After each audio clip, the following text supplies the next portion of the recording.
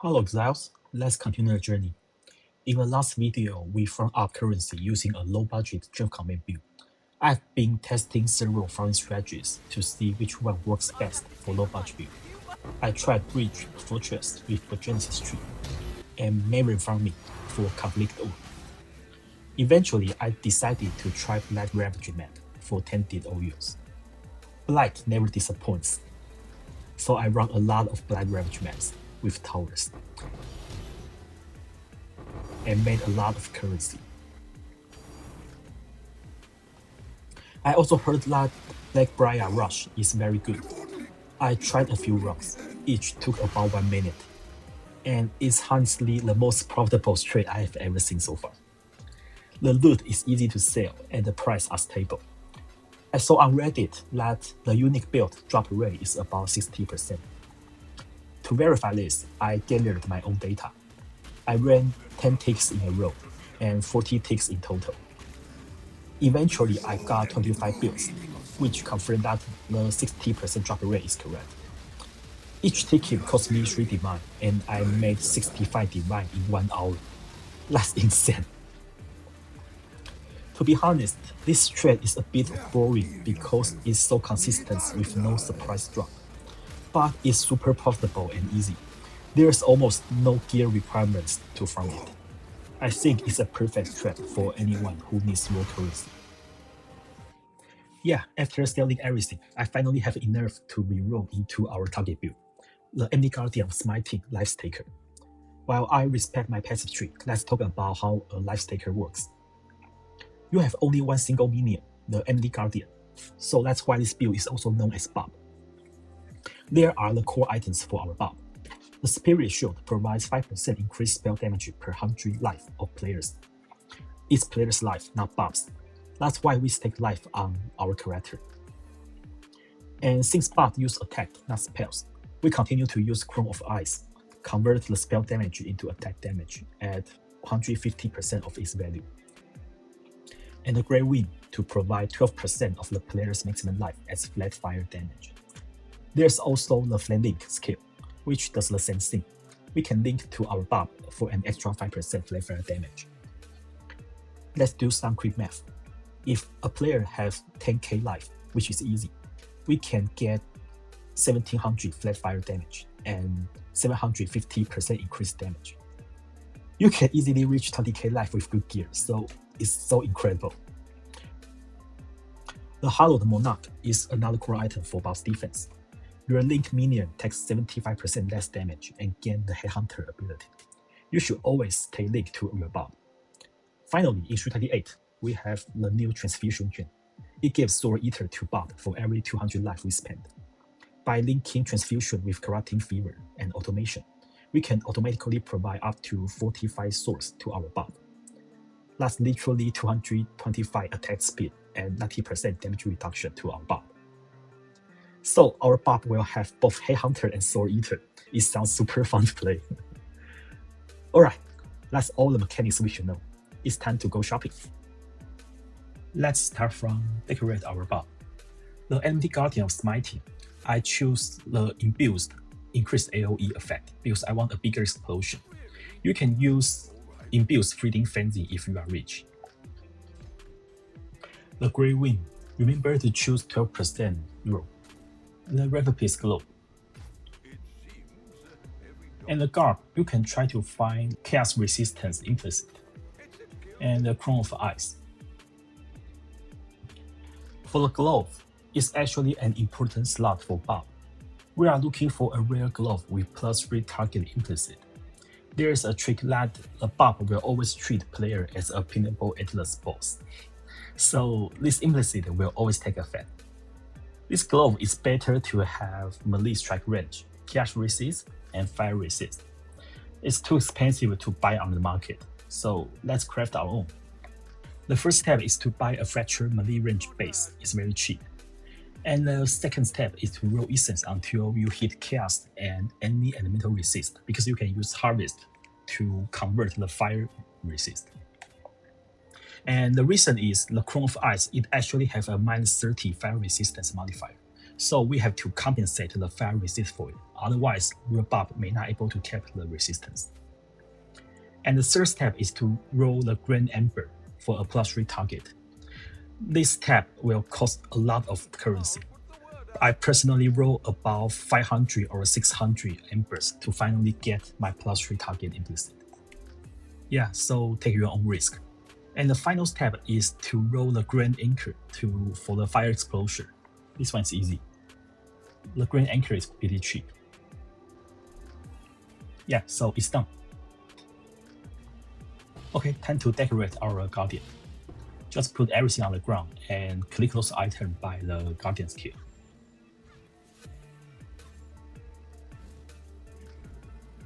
Next, for player's weapon, we use the Tripion. Because the Reliquarian have multi-stitching node, so with this weapon we can have a 6-link Guardian, and it will always deal crit. The Hollow Monarch, try to find a high level DR roll. And the Koan's Heart. The new Shrine build. We are looking for the massive shrine and any shrines that will have the increased effect of shrine buff. And with the King in the Mist bloodline, we can get a +1 ring and immunity to poison. Rings for high life and attribute, and also resistance. This build is really lacking of the attributes. On one of the ring, you should find minion movement speed because it is a melee minion, so it will impact the quality of life. Amulet for life and attribute or life regen. I anoint Amulet with the Ravenous Horde for more minion movement speed and onslaughter. For cluster jewels, we need Renew, Rotten Claws, and Vicious Bite, and we need 3 of 8. On the suffix, you can try to get all attributes. And for the rare jewels, we actually require 6 rare jewels with maximum life. Fix your attribute and resistance here. On Nature Instinct, you can find whatever in place you want, and a perfect slot for it, for additional block chance and movement speed. For Bone the Red Dream, we are looking for passive grants fire resistance, also grant increase maximum life at 50% of its value. So we also need 5 fire resistance tattoo.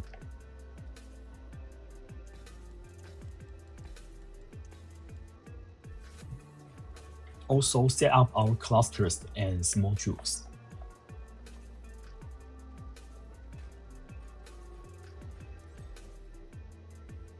Then set up our transfusion support. We link with Corrupting Fever, Transfusion, Automation, and Convocation. Oh, finally, that's all set. What a long shopping. I basically reuse the glove and boots because we only need a high life and cap elemental resistance and chaos resistance. Yeah, let's see how this works out.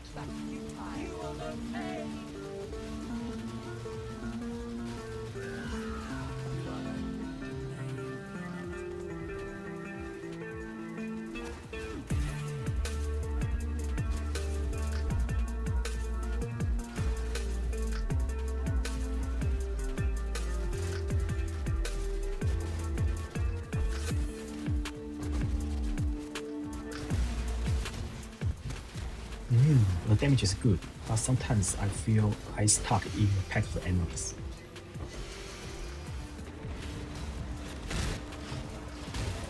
Wait, what? Where's my buff? It just died?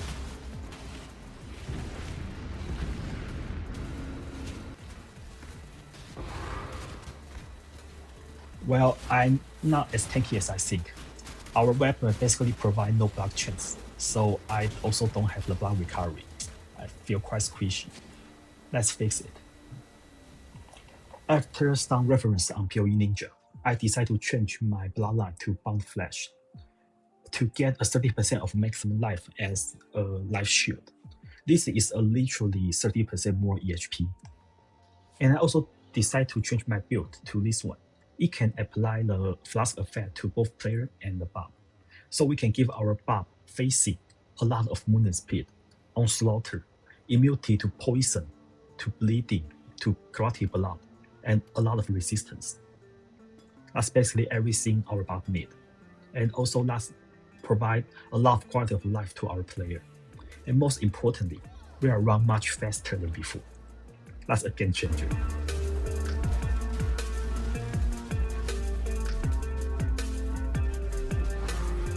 Yeah, it feels way much better. I would say facing on both character and the buff is a must-have, because before this new build, my buff sometimes will get stuck by the tag, and it didn't attack for some reason. So my buff will lead too away from me, and without the purity of element to provide resistance for it, it just died. And that's really annoying. I think the massive shrine build is more like a bait. It indeed provides a lot of life for the players, but however, without the utility flask, the movement speed, the facing, and everything I feel too clunky. So maybe that is better for the FK content. Now I got lower maximum life, but I didn't feel any lacking of damage, because actually most of the damage are provided from the Headhunter effect. So I still feel good. I also feel like I'm really lacking of the life regen, because the transfusion support keeps applying a damage over time on you. And we also don't have any block chance, so we cannot get from the block recovery.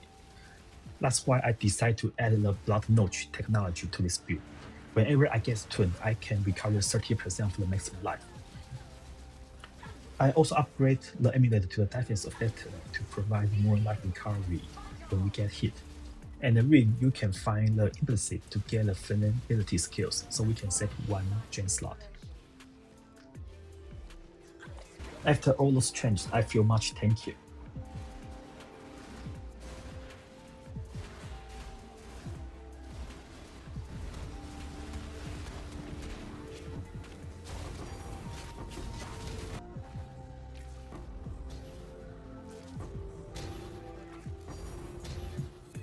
Yeah, I also try to run the Blind Ravage map with this Lifetaker. But however, this is not very good at it, because the buff is not very aggressive, so you still have to build enough towers.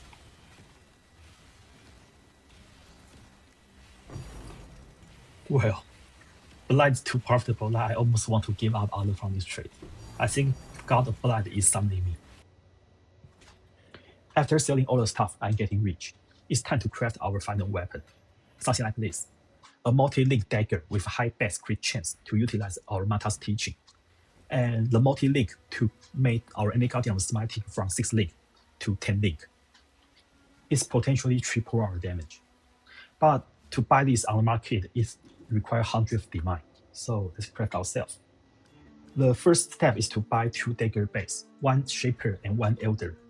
And the base type, I recommend to use the Trisura because it has low attribute requirement and also a 4% free block chance. Pretty good. Next step is the auto spam.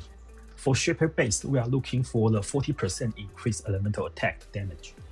And for the Elder base, we are looking for the level 20 Ruthless support. It will require a lot of automation to find it. The third step is to apply a Reliquarian lock on the beast received to one of your magic weapon.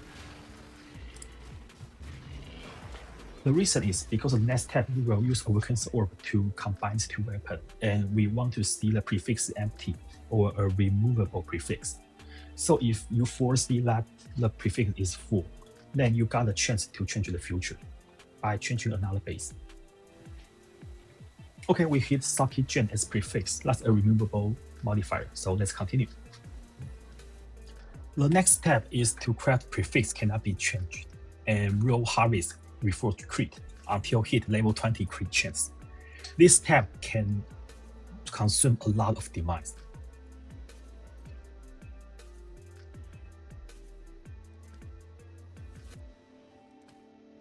Yeah, finally, we hit it. And the next step is a gamble. We craft intelligence on the suffix and slant and exalt. We're hoping to get the level 20 crit multi or attack speed. Oh my gosh, I hit it! I'm so lucky. Wow, this one now worth hundreds of divine. Usually in this tab, you have to compromise what you get, and I hit the jackpot. Okay, time to the last tab. You craft cannot roll attack modifier and slam and exalt, trying to hit the +1 Saki gens.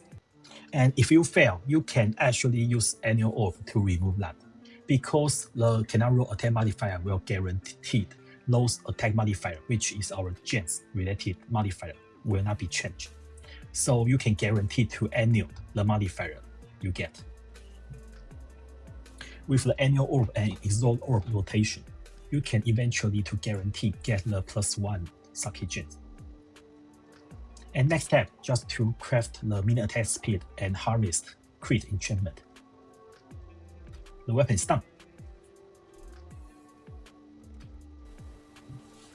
Okay, time to change our weapon. With a single hand dagger, so we can also use the squire to provide 3 additional gen leak.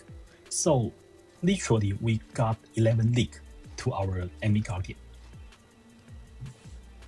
I also slightly changed my passive tree to get all the block nodes. So now with the Tempest Shield, I get 78% on both attack and spell block. And also use the Purity of Element to immune to elemental alignment. I'm very tanky now.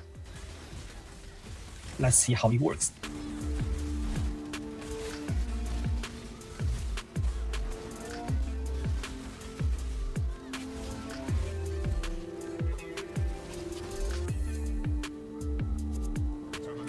The new weapon and cap block chance significantly increase the damage and tankiness. I think I'm ready to FK anywhere.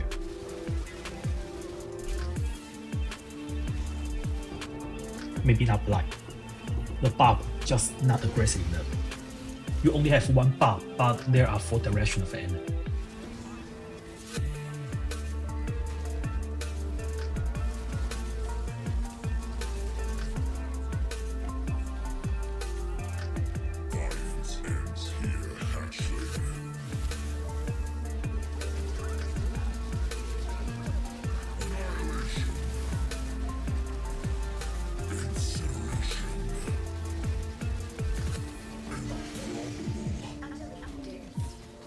After 200 each of divine invested, we can now clear all counters and Ubers. I didn't try, but I heard it's also one of the best builds for deep delve.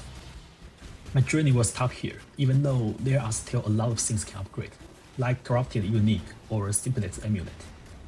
This is a build you can invest multiple mirrors on it to push the limit. Overall, I had a great time. This is the build I might consider doing again if it didn't get nerfed next league. The only downside is that it's expensive and cannot be a league starter, but a great choice as second director.